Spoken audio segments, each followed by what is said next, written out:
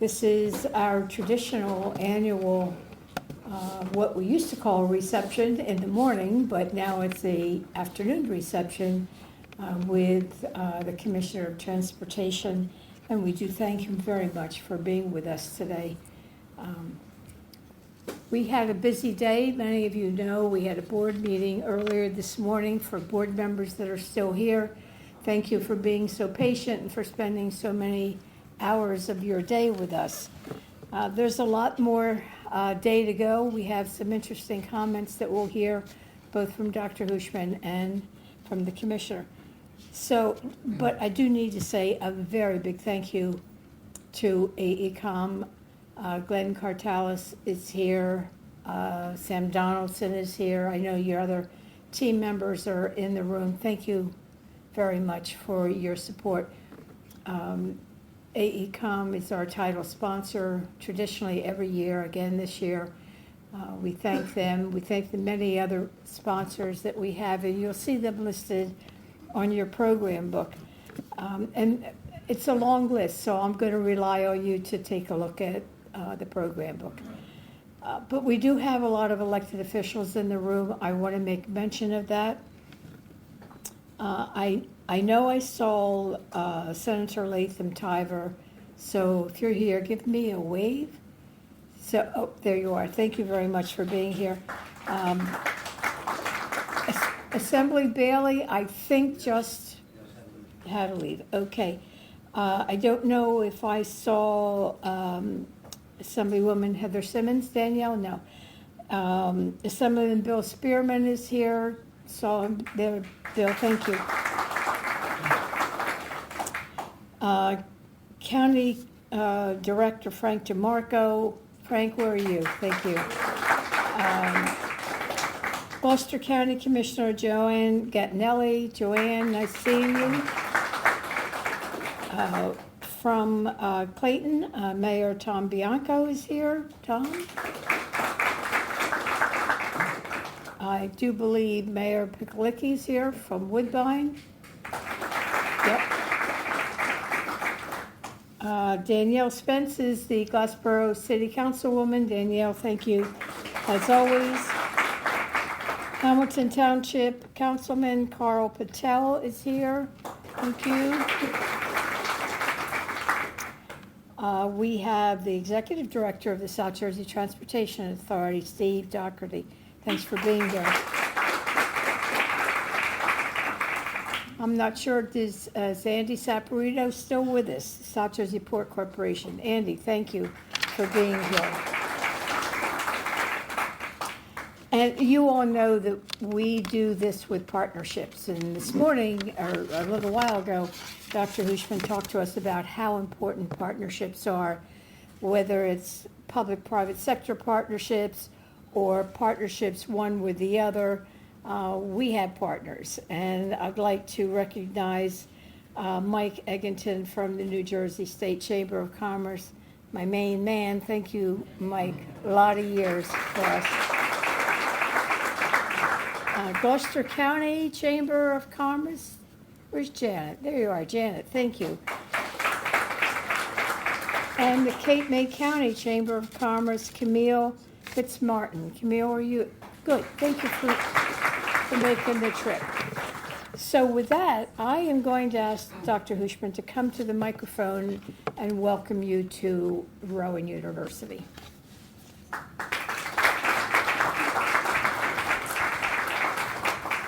Good afternoon, everybody, and welcome to Rowan University. Thank you, Marlene. Thank you, Glenn. Where are you, Glenn? Oh, Glenn, who is my friend, Glenn, also, that is part of the Southern New Jersey Development Council. Commissioner O'Connor, welcome here. I'm so delighted to have you all here. This is every year that this thing happens, I'm so glad to be here and talk to you because I do really believe strongly in partnership. I really do believe that this university has grown to the level that it has precisely because of partnership, because we have come to you and to business people and built this place for the benefit of all. And there is so much more to go. There's at least $1.5 billion of projects in front of us with Rowan University moving forward over the next 10 years. And as we speak, there are at least $350 million project ongoing. So this is a large university, it's getting larger, and we want a partnership of all of you, and you have a lot of money, please bring them along. And if you want any buildings to be named after you, college named after you, we take that as well. If you have, we start from 5 million going up. So if there are anybody who is really interested in having your name known all over the country, all over the world, come over here. We will love partnership. Seriously, we really do believe that higher education in this country needs to be reshaped through partnership with industry. We need to right-size that. That means we need to kind of educate the kind of workforce that you need, because otherwise people are going to be unemployed. And the more we interact with you, the more we hear from you, the more you come actually at the curricular level and work with us and partner with us, the better it is. Because, remember, the higher education really was developed in this country during the agrarian economy. And it's no accident that we had fall and spring, and summer was supposed to be for people going to the farm and pick all the fruit. Well, nobody does that these days, right? But still, we have the same model. We have a 4-year school for every bachelor degree. Whether he's an engineer or psychologist or philosopher or historian, it doesn't matter. It's 4 years. And there's going to be a lot of changes. We are going to be in the forefront of major changes in this university. We really are determined to build a model university for the rest of the country to follow. That's really what we are doing. In fact, when the Accreditation Commission came in here 5 years ago, the first line of their report was, Rowan is a model for institutional transformation. That was 5 years ago.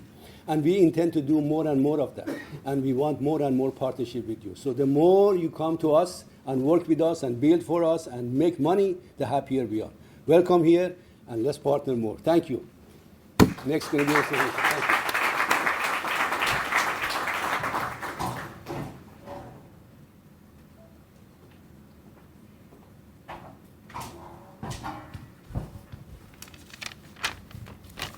So, first, I would like to applaud Dr. Usman. I mean, with the development that's been going on down here, it's terrific. And I can say that because my son graduated here about 5 years ago, and I will tell you, I enjoy coming back to this event every year because I get to see all the growth and development that has gone on.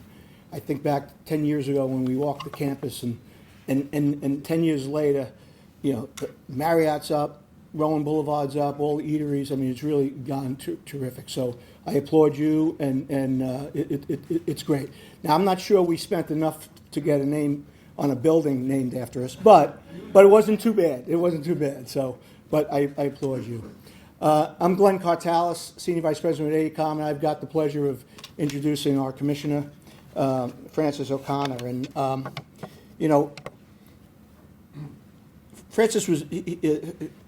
Fran was nominated back in January by Governor Murphy, and then was fully appointed and supported with confirmed by the New Jersey Senate in June of 28. And while he was recently confirmed, he's no stranger to both New Jersey or the industry. He's had a tremendous career. I've had the opportunity of working with him, with a number of the organizations. So, welcome back, Fran. We appreciate you being back.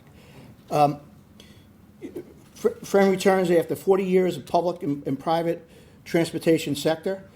He began his public service career at the Turnpike Authority as a toll collector and rose quickly to be the deputy director of the electronic toll collection program.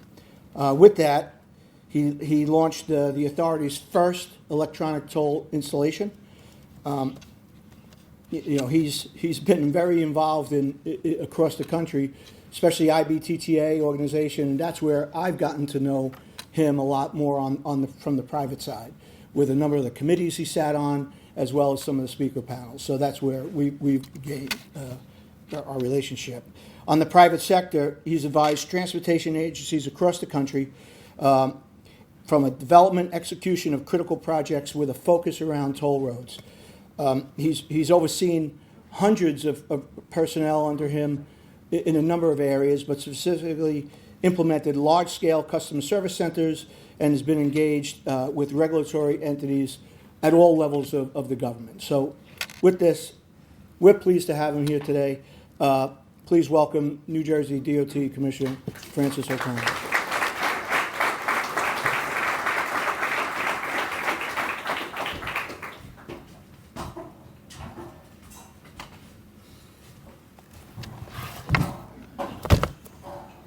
I get 2 books today. I guess my colleagues were afraid I wasn't going to do well, so they gave me 2 books. So, Glenn, thank you so much. I'm happy to be here. It's been a very exciting 5 months for me. But as I say, everybody, it's like dog years. So 5 months could equate to 5 years for us. But it's exciting for the people that I meet across the state, and exciting to be down here. I said, when I said earlier today, I spend a lot of time down here in South Jersey in the last 5 months. And I said the story, my first week on the job, I was down Carney's Point, standing on the 140 bridge over 295. Of how to get that open.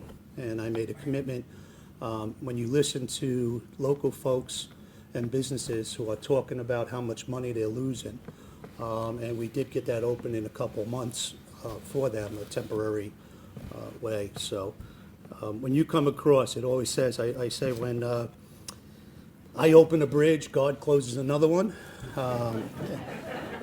especially when you're dealing with a 100-year-old infrastructure for us. So, I think that's, the concern that we're looking, and I'll go over some of the projects we're doing here in South Jersey. Usually I don't talk that much because I like to interact, but I think it's so important to talk about what's going on down here, what we're investing in our structure, in our infrastructure down here in South Jersey. So thank you, Glenn. As I look to Glenn and Sam, 2 of the folks that I have known so long in this industry, and to see them involved gives me such comfort that we have folks like these 2 are still involved in the industry, because we need that. Since I stepped in my role here at the New Jersey Department of Transportation, as I said, I spent a lot of time down here. And North, South, or Central Jersey, and there is a Central Jersey, even though people disagree of where Central Jersey is, there is a Central Jersey. Wherever we are from, we are all proud to live and work in the Garden State. I was born and raised here. If you could tell by my northern accent, I was born and raised in Jersey City. And I say, in Central Jersey in Freehold, but the people from Trenton disagree with me, and also the people from further on if you go into the Belmar area. But I say I live in Central Jersey. I'm really thrilled to work with our interconnected transportation agencies and what they're doing throughout our state, and particularly here in South Jersey.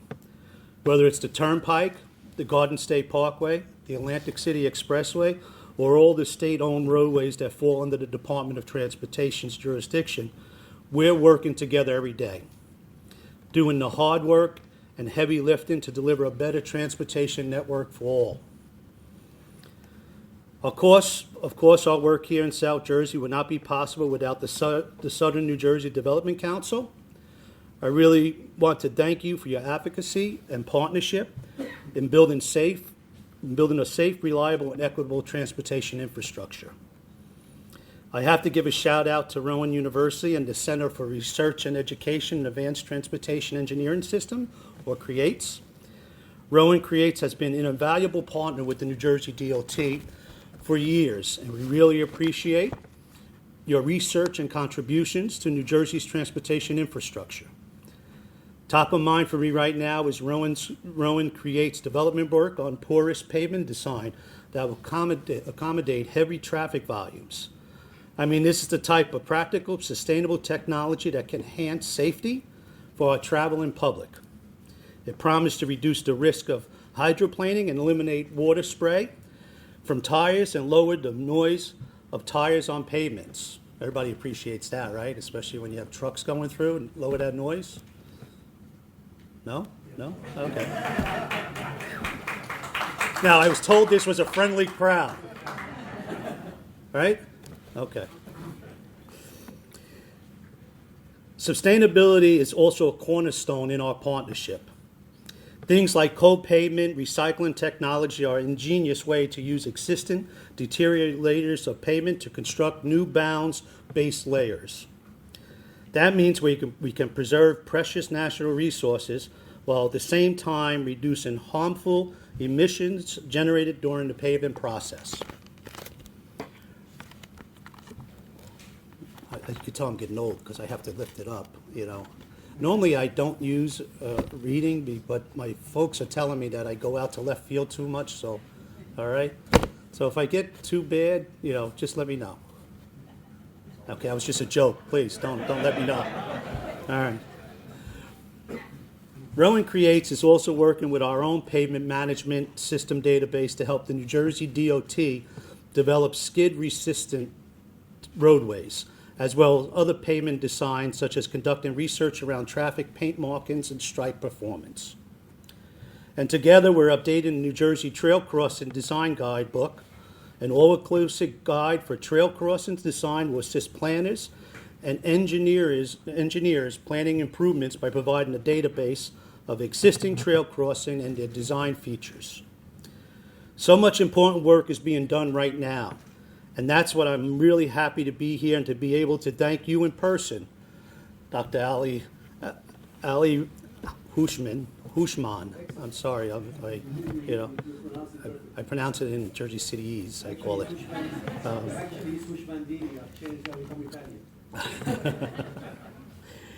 And his team for their partnership and commitment to improving New Jersey's transportation infrastructure. Thank you, Ali. A big hand and applause for this. This is unbelievable.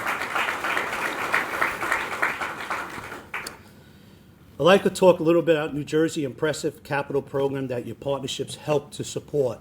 Now, even though I'm here for 5 months, I could take credit for it, right? They say that, but what the department has done, and Parth Oza, who has done an unbelievable job, and Diane, I can't say what Diane Scacchetti has done for the department and for the state in the transportation and even in the nation. Diane is truly remarkable what she has done for the department, and she continues today what she does for the state. We know Diane is, moving to a senior position out of the chief of staff role.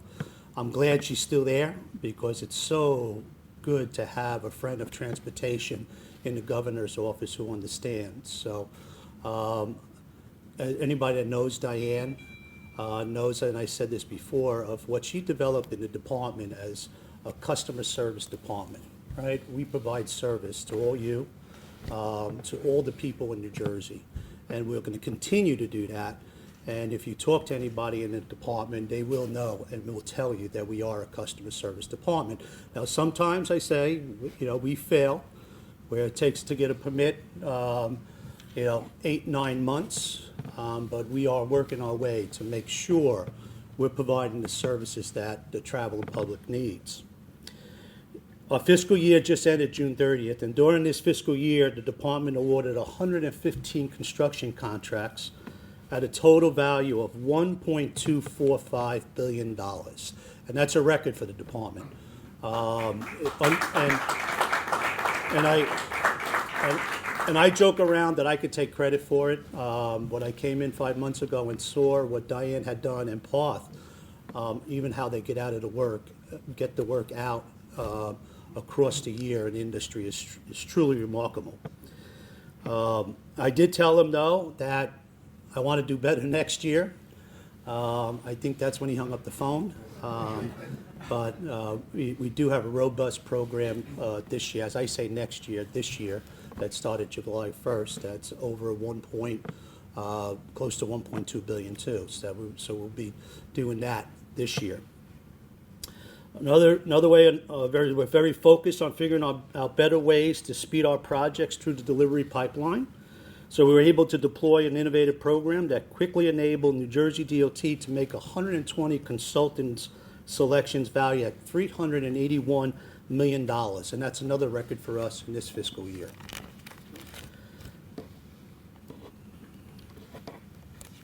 Okay. I want to talk a little bit about New Jersey's DOT commitment to our local communities and how that plays out through our Division of Local Resources and Community Development. And everybody knows, Lane Rankin, who's our Assistant Commissioner of Local Aid, who works closely with the municipalities and the counties on our programs to get the aid to our local partners.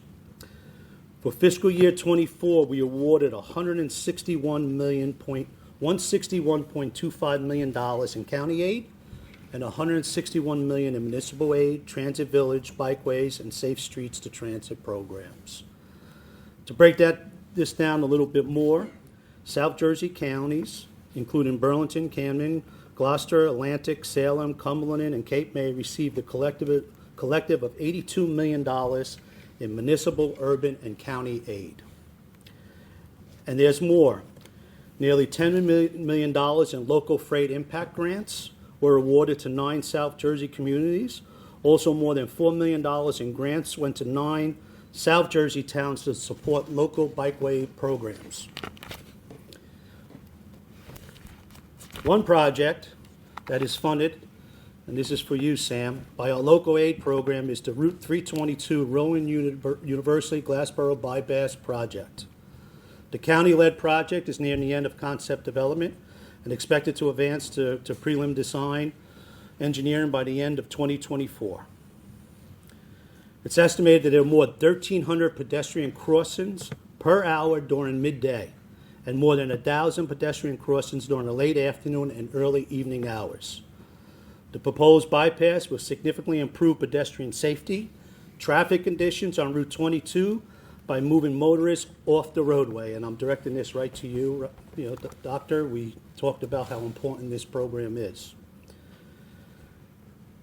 So even though, because the question was, do we support this project? I said, absolutely support this project. We have done it through local aid, and we will continue to support the county in whatever they need to assist to get this project moving along. One of the big things that, when I hear a project that's so important, and when you hear safety, and when you hear pedestrians, that's a no-brainer. That really is. And I went into the conversation today that, the trend of our fatalities in the state are going up. We're not going in the right direction.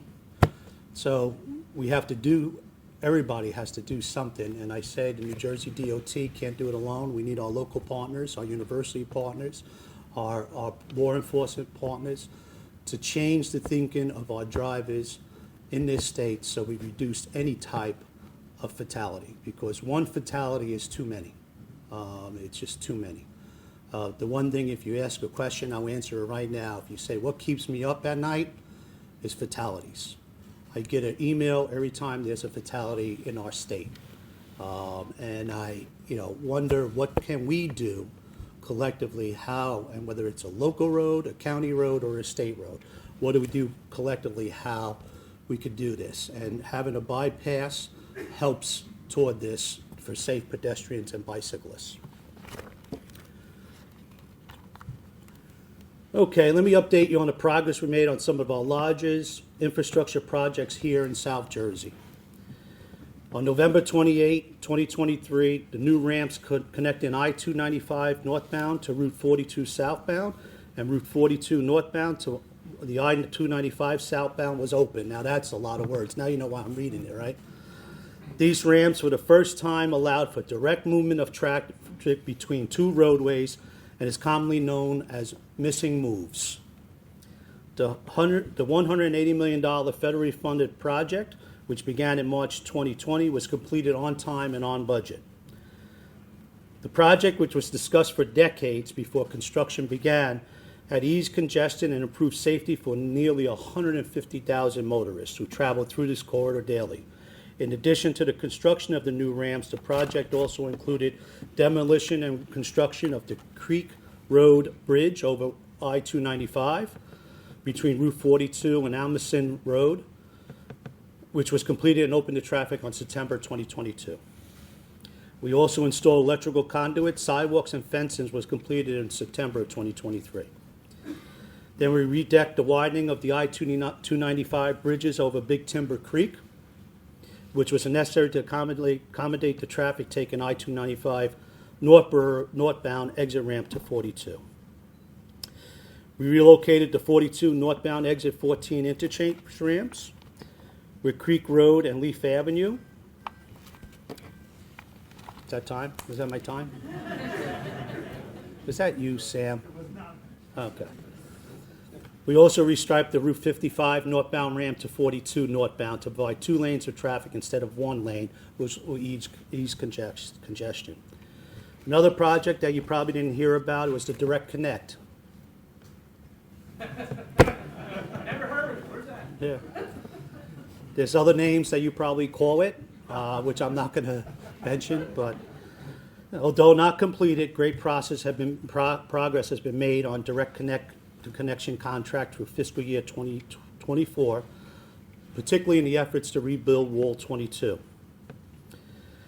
The pile driving work has been split in 2 locations, the upper and lower benches, which will support the concrete slabs, platforms, and perform the foundation for the aggregate base under the new roadway and wall.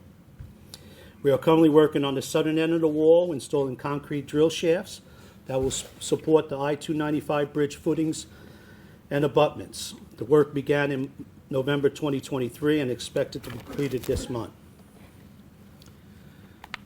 As we head into fiscal year 2025, we expect the construction of the concrete footings for Wall 22 as well as Bridge 2, which will carry I-295 southbound, and Bridge 7, which will carry I-295 northbound, to start in the fall of 2024 and continue to the summer of 2025. Additionally, work on the east abutment wall for the Browning Road Bridge is also nearing completion. And this fall, I-295 and Route 42 northbound traffic expected to be shifted to create a work zone to build the Browning Road Bridge Pier 2. Steel installation expected to begin in January 2025, which the new Browning Road Bridge expected to open to traffic in late 2025. Removal of the temporary Browning Road Bridge is expected to be completed in the spring of 2026. Some additional projects I'd like to highlight are projects that made significant progress in South Jersey this year. They include the Route 130 and Route 47 over Big Timber Creek Bridge replacement projects. In fiscal year 2024, demolition and reconstruction efforts began on both bridges and are expected to continue into fiscal year 2025.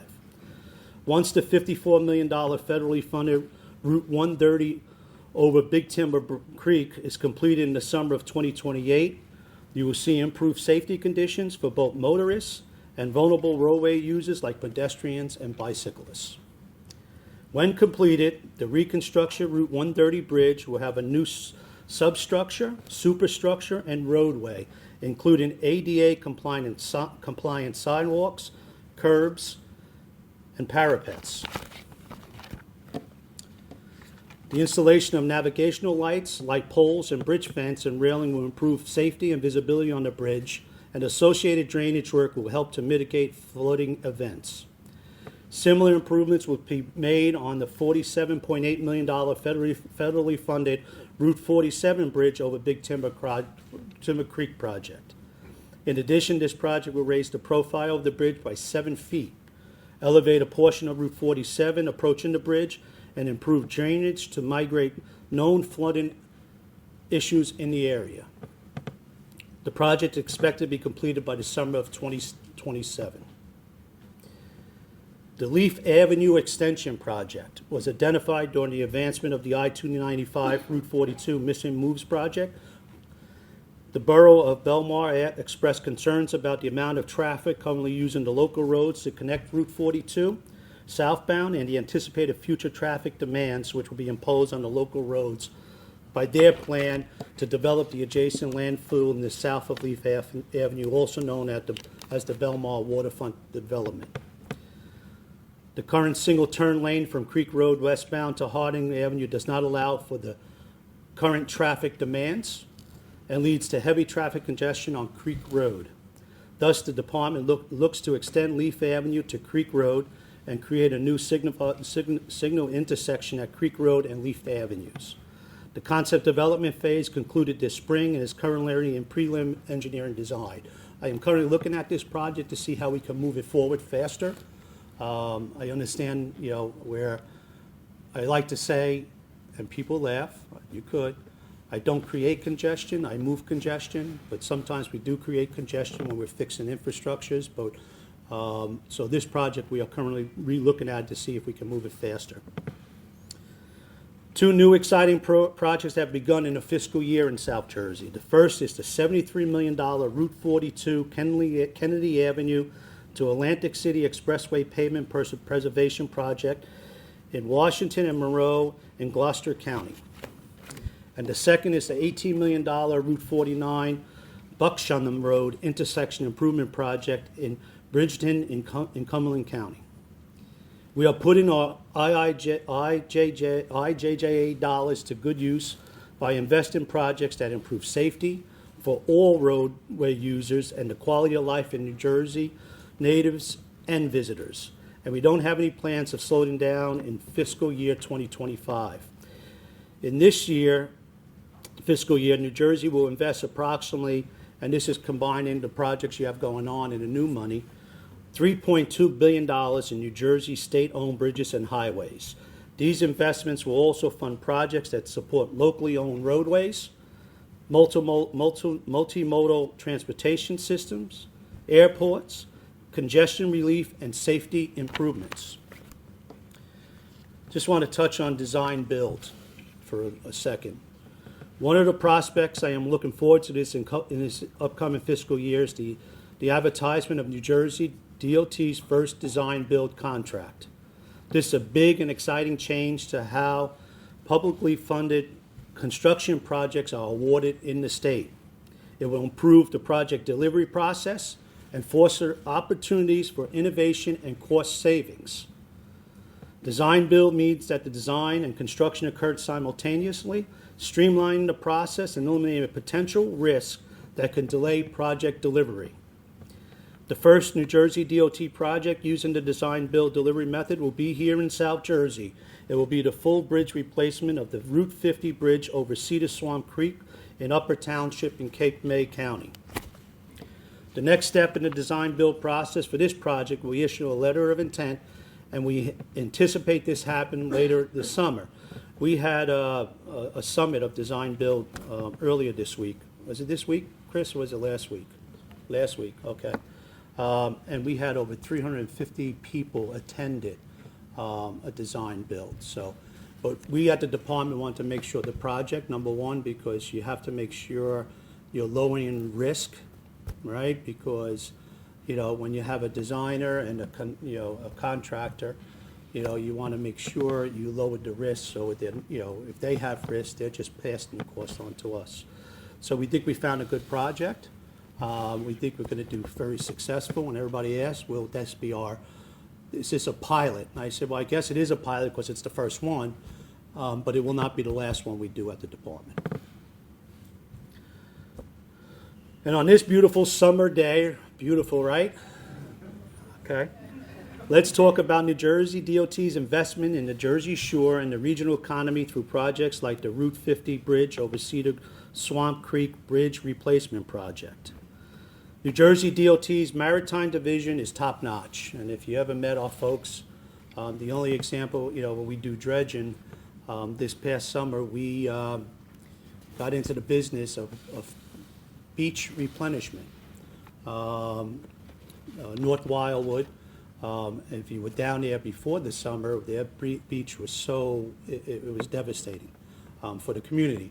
So what we did, because we had dredging projects out there, the DOT stepped up, and I talk about this nice project here somewhere. We call it the North Wildwood Emergency Dredging Project, but it was beach replenishment, which dredged 800,000 cubic yards of sand from the Hereford Inlet Borough area to restore 6,500 linear feet of beach and protective dune in North Wildwood. And we did it all in record time and had the beach open by the 4th of July weekend for them. And anybody, you talk about a project that you want to be part of with the local community, and I said this before, we go into our communities, and Diane had such a great phrase where she said, do you want somebody to come in to your house and rearrange your furniture? And the folks would immediately say, no, why would you do that? So when we go into communities and we're, widening the road or doing sidewalks, we are upsetting their community. And, we have to do a better way of communicating with our folks on what we're doing. And that's important because we communicated, and we did this a couple where it works. When you communicate with the local community and they know what you're doing, it is such an advantage for you. And the North Wildwood folks were on the beach cheering the DOT as they were replenishing every second of the way. And to see that, because what you probably saved the economy of North Wildwood, but they were able to do, which is unbelievable. And we recently had, and as I say, a bridge, the Route 15 bridge up north in Jefferson Township. We're replacing the bridge. We're building a new bridge next to it. And when you have the vibration test, and we saw movement under the old bridge. Now, it was a 124-year-old structure, stone built. So they called me, they said, well, we have movement under the bridge. And I said, well, close the bridge, because of safety, because right now with the stones, the bridge could just fall. And I immediately called up to the locals and the legislators, and I said it's probably going to take 3 months, and you have to realize that portion of Route 15 south, that's to get to civilization from the mountains to come down, and there was businesses there, and I said that usually 3 to 4 months we have to do something, and and a day naturally you get yelled at and screamed at, and I hung up the phone. I told my folks, and I said, what do they think? I have a bridge? I'll clean it up. What do they think? I have a bridge in my back office? And one of my folks said, you actually do. And I said, what are you talking about? And we had a temporary bridge up in North Jersey, in Lafayette. And we wound up putting the temporary bridge in place in 5 weeks.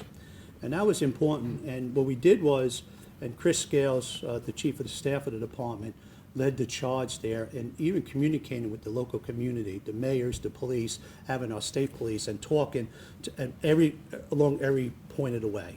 And the communication, even though it was tough for the local businesses, they stood with us and said, okay.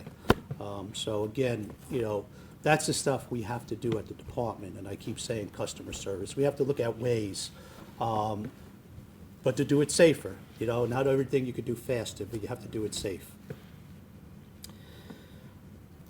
The other maritime project, the expansion of the Army Corps' Cape May Railroad Confined Disposal Facility, or CDF, was successfully completed this year. When I first started at the DOT, I thought I had just roads and bridges, right? I knew that. And then they came up to me and they said, well, you have to look at this. I said, well, it's airport. Why do I want to look at airport? And I knew I had the Atlantic City Airport with South Jersey, but the DOT owns 2 other airports. I didn't know that. Anybody know that DOT owns 2 airports? You knew that. Oh, good. I didn't know that. The other thing is they said, well, we have this maritime division. I said, what do you mean we have this maritime division? They said, well, you have 217 channels that we have to take care of, to make sure they're navigable, So this maritime division does all that. They go into the roadways, into the channels, and make sure people can get in and out of the channels. And some of the they have dredging projects in Wildwood channels and the Pacon Creek, and we do it across the state. Imagine 217. So my experience went past transportation, roads. I now am a very experienced in water channels and airports. Okay, that's a joke. Okay.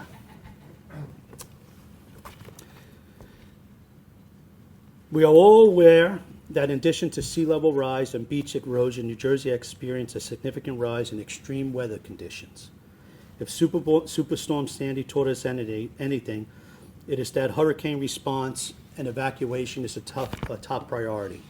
That is why the Department of Transportation, with the New Jersey State Police, the New Jersey Turnpike Authority, and the South Jersey Transportation Authority, it's conducting its annual emergency evacuation exercise tomorrow.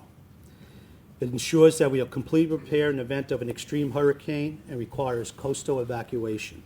The main element of the exercise is preparing to set up a counter-flow or reversing traffic to travel the opposite direction on designed roadways that serve as hurricane evacuation routes for the Jersey Shore, so we can get people out of danger quickly and safely.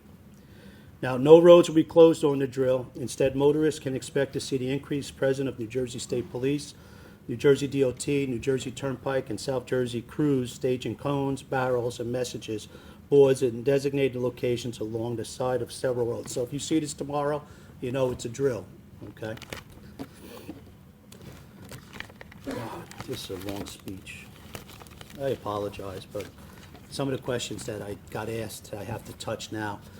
Expansion of the EV infrastructure. The sustainable, resilient, and carbon-free transportation system of the future will not be possible without the widespread adoption and implementation of a plug-in hybrid and all-electric vehicles. Our department is committed to advancing Governor Murphy's vision of a carbon-free New Jersey by expanding the electric vehicle fast charging infrastructure throughout the state. In fall of 2023, our department hosted a virtual public information center to provide residents, officials, and business with information on electric vehicle infrastructure deployment program. The project will install electric vehicle fast chargers no more than 50 miles apart and with 1 mile of an exit on the interstate highways that have been designated as alternative fuel corridors. It is funded through the Federal Highway Administration National Electronic Vehicle Infrastructure, or NEVI, formula program. And just last week, on July 8th, the New Jersey DOT advertised our first project using NEVI funds. We expect this project to go to bid this fall. Now, I have to touch on New Jersey Transit, and that's another thing when I come down to South Jersey, people say, New Jersey Transit, why are you talking about New Jersey Transit? But New Jersey's is going to be an important for our growth here in South Jersey, whether it's the train, the light rail, or buses, that's going to be very important to our growth. As Governor Murphy's vision of a sustainable and environmental-friendly transportation network also requires a widespread, reliable, and customer-centered transit system. As chair of New Jersey Transit, I would like to take a moment to provide updates on 2 projects that will advance mass transit in South Jersey. The New Jersey Transit Walter Rand Transportation Center Improvement Project is currently in design for a complete replacement with a new state-of-the-art facility. The project will transform the current facility into a modern, vibrant, and customer-focused transit hub that will serve the entire South Jersey region. It will be fully ADA accessible and compliant, and all bus operations will be consolidated within the new transit facility. Next year, New Jersey Transit expects to begin construction of a temporary facility adjacent to the current to provide parking and operate bus service while the larger transportation center is demolished. Another exciting transit project that will expand access to public transit and reconnect South Jersey to the broader region is the Glassboro-Camden Light Rail Line Expansion Project. The proposed 18-mile passenger rail line will restore passenger service along the existing corridor between Glassboro and Camden, benefiting thousands of commuters. The project, which is currently in preliminary design, was recently transferred to New Jersey Transit. I did that on, I guess, June 27th. The project has been with the Delaware Port Authority, who has done a fantastic job in starting the prelim. But now it's under New Jersey Transit and myself, where New Jersey Transit does the light rail. So I thought it would be better to serve the people and to move the project faster under New Jersey Transit.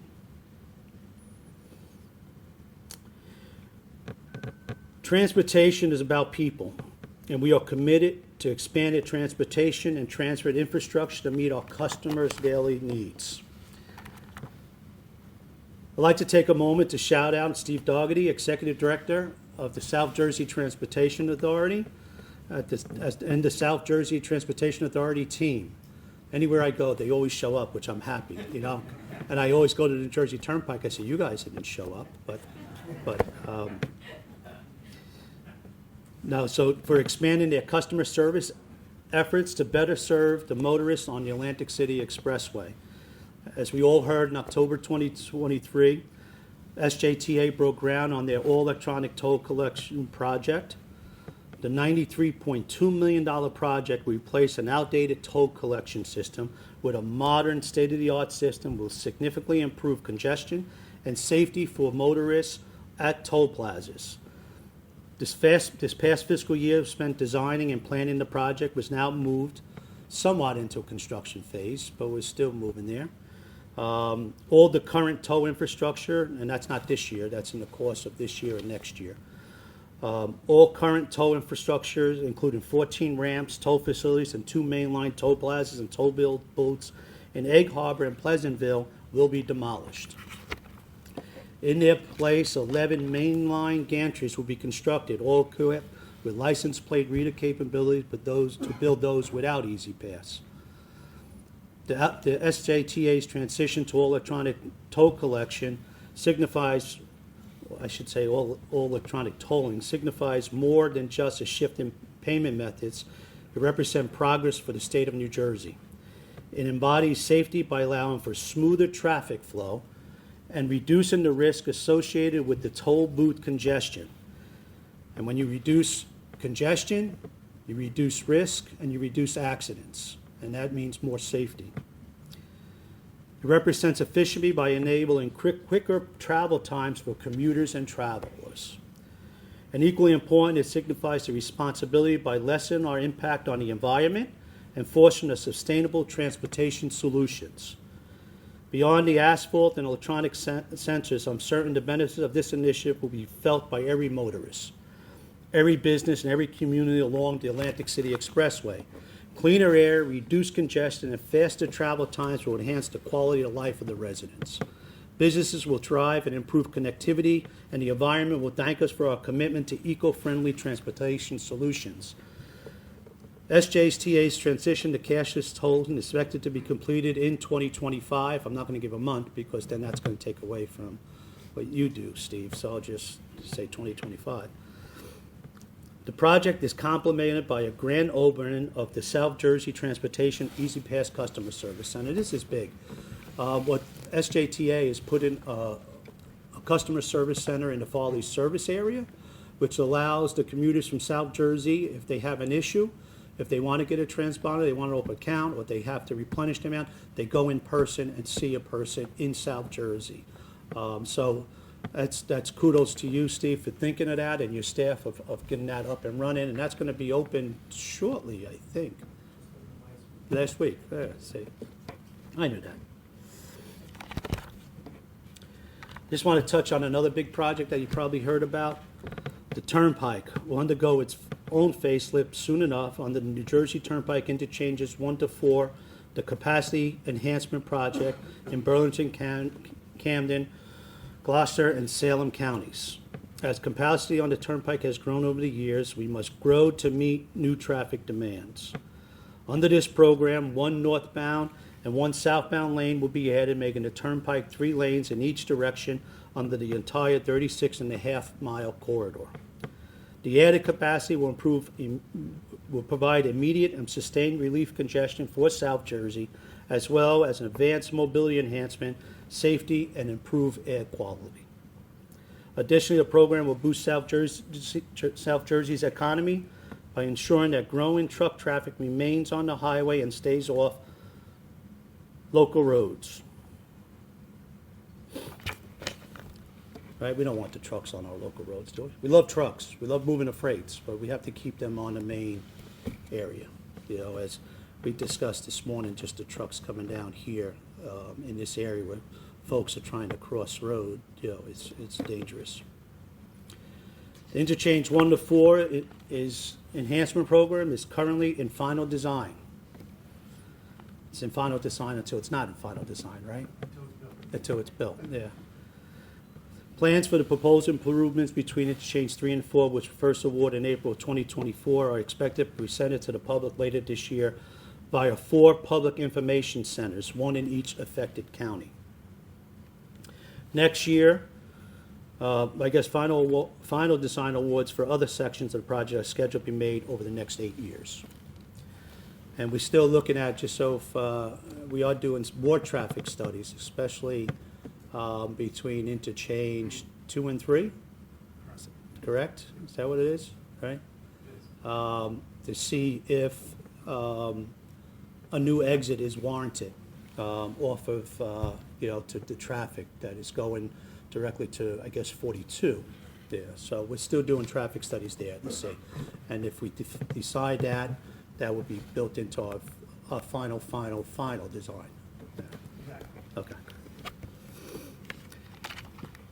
Now, here goes the thing that, and I saw this, and it says construction is expected to continue until 2039. So it's going to take 15 years to do that because it's eight parts, right, that's going through. So, again, that's good, and anybody that drives down here knows that you need that extra lane to move the folks throughout our state. Today, you heard me talk very long, and I apologize again. A lot of things from the Jersey DOT's capital projects to efforts to transit and toll collection improvements. I want to take my final moments on the stage today to discuss something that is very dear to my heart, and I said this so many times, is safety. There is nothing more important to me than making sure everyone is able to travel safely on the roads and rail, and that all people who work on our busy roadways, including construction workers and first responders, remain safe. Because simply put it, even one death is too many. And I put this shout out to the engineering community and the contractors and everywhere I talk. This is going to be an effort across the state from everybody. It's not just the DOT, it's the local governments, the local law enforcement, our contractors, our private sector. We need to change the way we're thinking on how we drive. And sometimes it's the simple things. How many times do you see somebody cut somebody off without a blinker, without putting their directional on, or letting somebody merge? I had an accident and a fatality where a person coming on a on-ramp crashed with somebody else because the person who was driving said, I got the right of way and I'm not going to allow it. And if you notice any of our VMS signs that we put up there, we try to make it a little humorous, has some serious messages that we talk about, I look forward to continue our work together to advance Governor Murphy's vision of safe, reliable, and equitable transportation system for all New Jerseyans. Thank you, and I'm lying here. I look forward to your questions. Again, I am so sorry, but I thought it was very important to take the time out to talk about the projects that we have here. Because of my first week on the job, when I was down in Carney's Point, one lady got up, she goes, you don't care about South Jersey. And I said, that's farther for the truth that I ever heard. Me being a person, I don't care if you're from South Jersey, North Jersey, West Jersey, or East Jersey, it doesn't care. I'm here to supply services to all New Jerseyans. So it was important that I went over those projects. A lot of them you heard about. Some of the engineering community probably saying, wow, God, he's so boring. I heard this before. So, but at least it gives you a flavor of what we're doing in the department. So, anybody want to ask me a question? No? Mayor, you want to talk about how great our local AIDS team is? Yeah, right?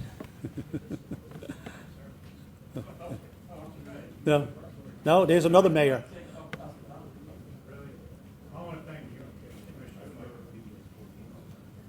You always pick a friendly person out first, Well, I right? want to thank you, Commissioner, for coming here. This is an annual event that I've been part of for many, many years, and it's really great to have DOT give their annual update on the activities. But from a municipal standpoint, I just want to thank the department for listening to mayors and county officials for the local aid. The program is there, it's available, and let me tell you, without that local aid program, we wouldn't be able to keep pace with our infrastructure. That support is very, very important and necessary. And I just want to also just, again, stress the importance of, it doesn't, this money's there, it's not going to fall out of the sky. You got to go after it. And the main thing of it is, obviously, they put some good restrictions and regulations on. In 18 months, you got to get this money spent, which we try to do and get it out. But there's times that you encounter difficulties, whether there's water mains involved and so forth. The main thing is to communicate with DOT, tell them that you got a problem, and that there's extensions available, there's communications available with them, so that it doesn't look bad on us municipalities to have DOT have to keep nudging us and have to close some of the projects or take any of the money back. But I just want to, again, thank you, Commissioner. You're 5 months. You hit the ground running. You were able to take a lot of time out and spend time in South Jersey. And again, I want to thank you. If you would pass on from this organization to Diane, Yes. that would be great. So, Absolutely, thank you absolutely, again. absolutely. And I have taught the department, well, Diane taught the department how to say yes, because again, we have rules and regulations and statutes that say, and I'm not saying you go against the laws, but sometimes we put policies and procedures in place that it was an interpretation. So I've asked, our folks to look at this. And it's true, even though that 18-month, there are times that you need an extension, and, we're okay. Well, our job is, Lane says, I like to spend money, and I said, absolutely, let's get it out there.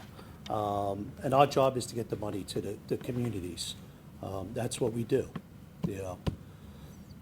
Thank you, Mr. Mayor, and Mr. Mayor. Hi, full disclosure, Carl Batali. I work for R.E. Pearson Materials. Okay. I'm also a committee person for Committee, okay. Township of Hamilton, Atlantic County, not that No, one. I know Atlantic County, I know. So first off, there is no Central Jersey, all right? See? South Jersey is from Route 30 south, so you are fully in North Jersey. Freehold? but- Freehold? Oh, yeah, from Route 30. That's my line. I thought you were gonna go to 195 Probably corridor. upsetting some people here, Yeah. but, I stand by it. Yeah, so, Thank you. But See- anyway, no, seriously, what he said, I agree. Local aid is a tremendous help for all of our municipalities. We couldn't do what we do without it. So thank you very, very much for that.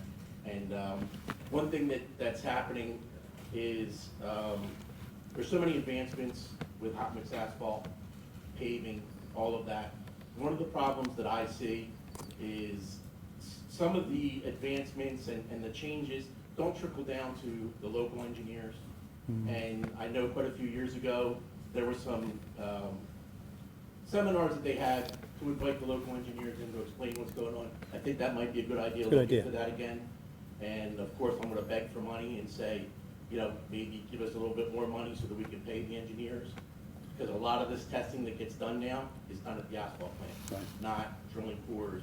That's old now. So we're all hurting for money. I don't want to, we all know that, we're all hurting for money. But if you could just look into that, I'd really Absolutely. appreciate it. Reach out to me, Yeah. whatever questions you Where's- may have.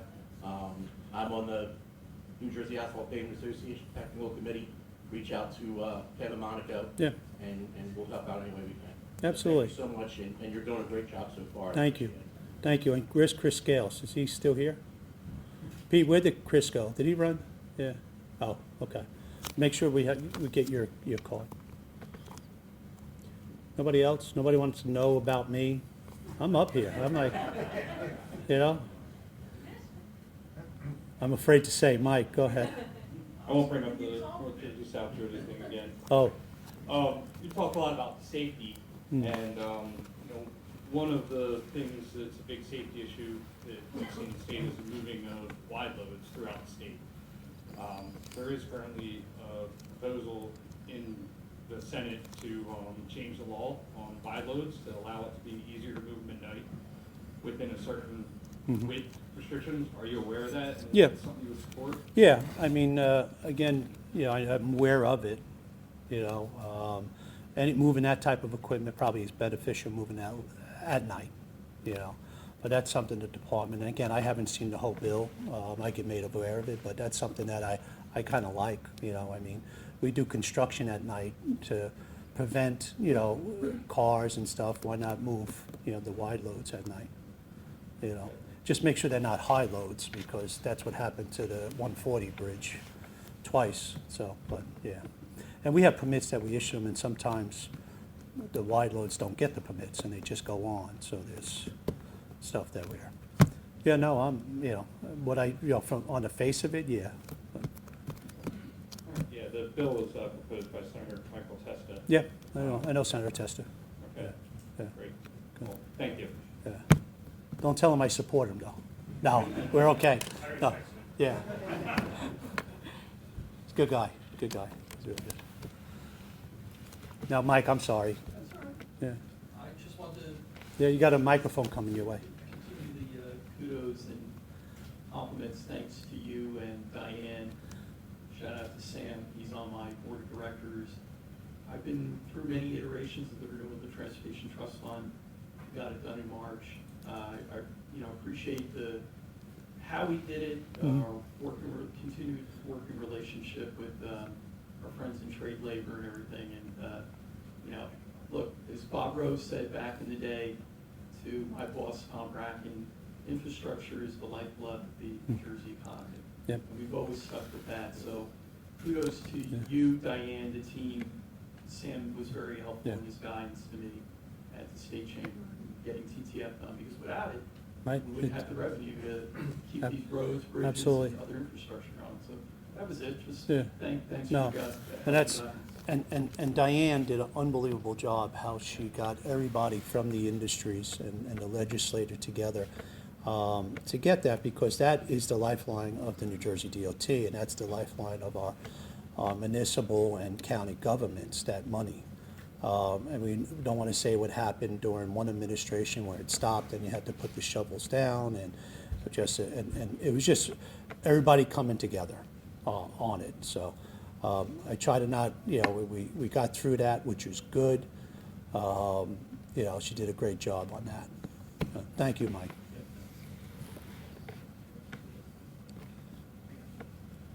Bill? Are you going to sing and dance? You want me to get out? Okay, you want me to get off? I think I'm getting the hook here. No, come on, I'll come down.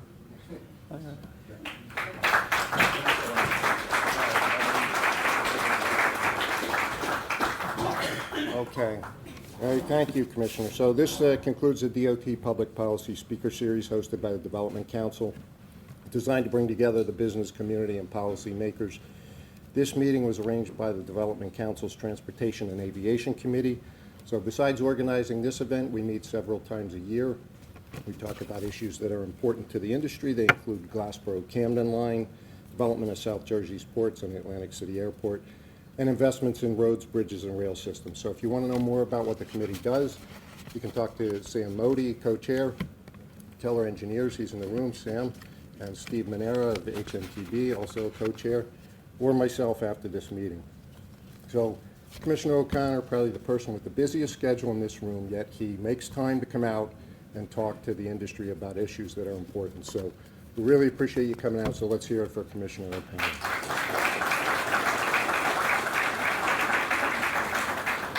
Okay, I want to thank AECOM, our sponsor, and Sam Donaldson, Glenn Cartalis for being active parts of the Development Council. So thank you to AECOM.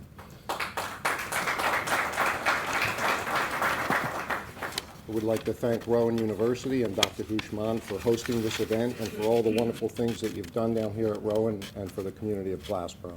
So thank you to Rowan. I want to thank Stokes Creative Group for providing today's video recording and photography. So let's hear it for Stokes Creative Group. And lastly, thank you to the staff of the Southern New Jersey Development Council for orchestrating this meeting, and to Board Chairman Glenn Davila and Marlene Asselta, the President. So thank you, everybody. That concludes the program. Have a great day.